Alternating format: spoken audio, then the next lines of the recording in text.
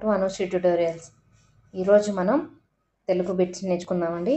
అందులో మొదటగా మనం నేర్చుకోబోయేది, ఒక హల్లుకు అదే హల్లు ఒత్తుగా చేరితే ఆ అక్షరాన్ని ఏమంటారంటే ద్విత్తాక్షరం అంటారు.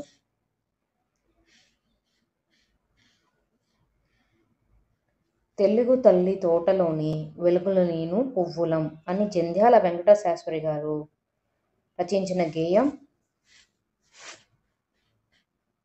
పేరు ఏంటి అని అంటున్నారు. దానికి సరైన సమాధానం వచ్చేసేసి 4 తొలకరి చిరుజల్లులు.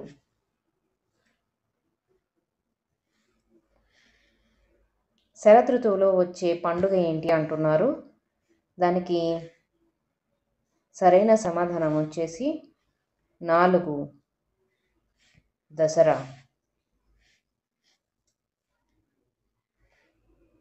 రామయ్య గొర్రెత యొక్క ఆదాయంతో జీవితాన్ని భారంగా గడిపేవాడు. గొర్రెత యొక్క జాతీయాన్ని అర్థంలో ఉపయోగిస్తారు అంటున్నారు. దానికి సరైన సమాధానం వచ్చేసి ఎదుగుదల లేని జీవితం అనే అర్థం.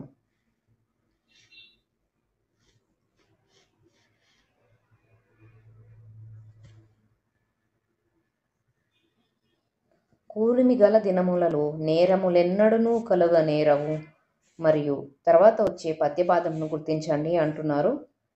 దానికి సరైన సమాధానం వచ్చి కూరిమి విసరంబైనను. కూరిమి గల దినములలో నేరములెన్నడు గలగనేరవు మరియు కూరిమి విరసంబైనను అని పద్యపాదం. తర్వాత మద వృషంభములు కొమ్ములు గుమ్ముచును.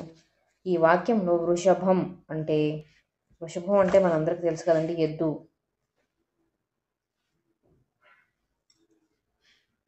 చూడండి, కింది వాటిని జతపరచండి అంటున్నారు. దానికి సరైన సమాధానం వచ్చేసి 2 కోపంతో ఊగిపోవడం, ఊహల్లో తేలిపోవడం, బాధతో కుంగిపోవడం.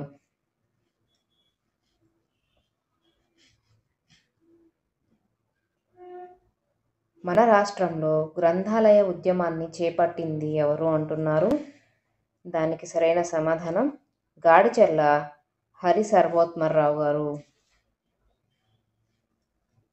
బొగ్గును మండించడం ద్వారా వెలువడే శక్తితో నీటిని ఆవిరిగా మార్చి ఆ నీటిని ఆవిరితో టర్బైన్లను తిప్పడం వల్ల ఉత్పత్తి అయ్యే విద్యుత్తుని ఏ విద్యుత్తు అంటారు.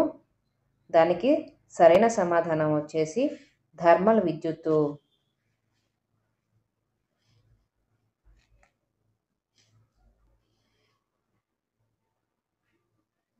గానయోగ్యమై 2 పాదాలే కలిగి ఉండే జాతి పద్యం ఏంటి అంటున్నారు. దానికి సరైన సమాధానం వచ్చి ద్విపద.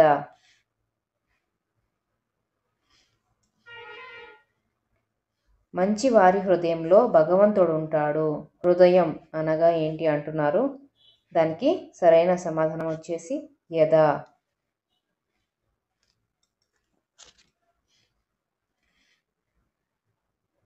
మన చరిత్ర సంస్కృతులను ప్రతిబింబించే ప్రాచీన కట్టడాల ప్రాధాన్యతను గుర్తించి పరీక్షించుకోవాల్సిన ఆవశ్యకతను తెలియజేసే నేపథ్య గల పాఠ్యాంశం ఏంటి అంటున్నారు. దానికి సరైన సమాధానం వచ్చేసి అజంతా చిత్రాలు.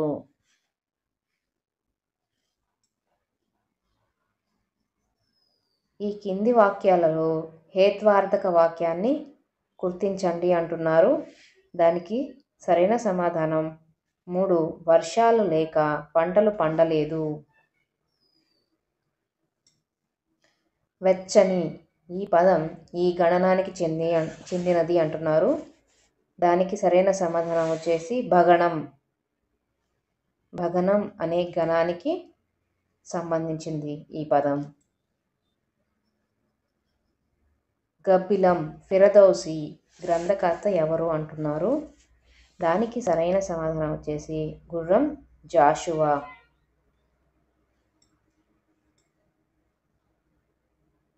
రాతిని శిల్పంగా చెక్కాడు.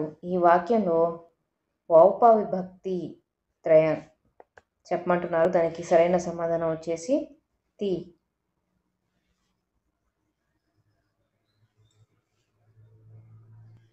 కరీంద్రం పదాన్ని విడదీయగా వచ్చిన రూపం అంటున్నారు. దానికి సరైన సమాధానం కరి ప్లస్ ఇంద్రం, కరీంద్రం. వనచెరులు అనగా అంటున్నారు. వనచెరులు అనగా వనమునందు చరించువారు వనచెరులు. దేవునికి పుష్పాలను అర్పిస్తాం. ఈ వాక్యంలోనే పుష్పాలు అనే పదానికి పర్యాయ పదాలు అంటున్నారు. దానికి సుమాలు, విరులు.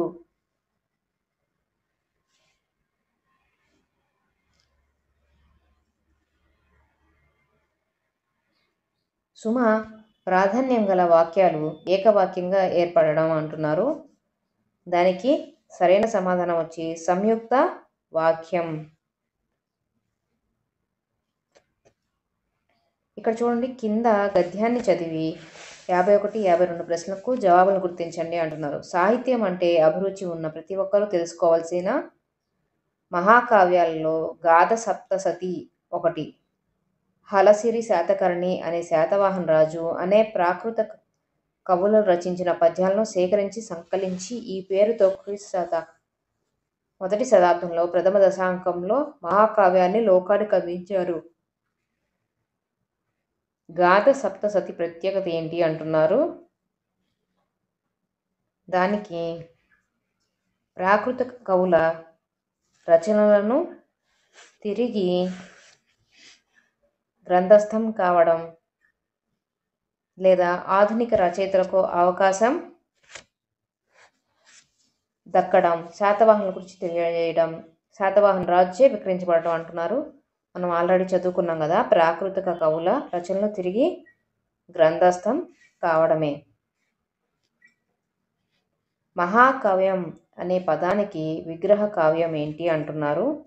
దానికి సరైన సమాధానం వచ్చేసి మహాకావ్యం అంటేనే గొప్పదైన కావ్యం.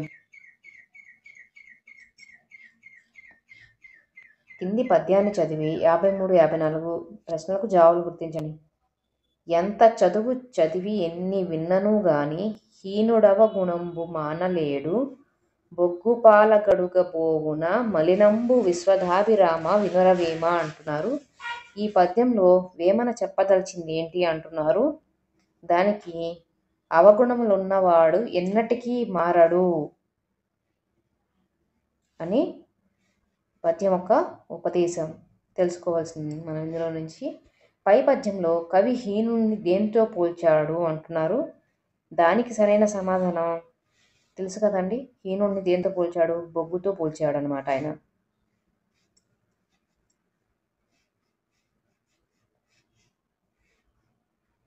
బుద్ధిజీవుల అనుభవాల అభివ్యక్తే భాష అన్నది ఎవరు ఆ మాట అనింది అంటే ఇజ్లర్.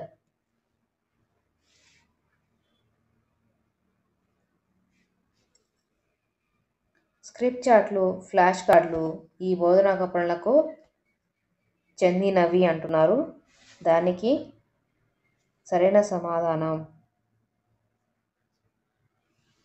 దృశ్య బోధనాభ్యసన ఉపకరణలవి. తర్వాత కృత్యధార పద్ధతిని మొట్టమొదట మన దేశంలో ప్రస్తావించింది ఎవరు అంటున్నారు. దానికి సరైన సమాధానం ఈశ్వరీభాయ్ పటేల్ కమిటీ. విద్యార్థుల వాగ్దోషాలను తెలుసుకొని నివారించడానికి ఉపకరించే పఠనం ఏంటి అంటే ప్రకాశ పఠనం.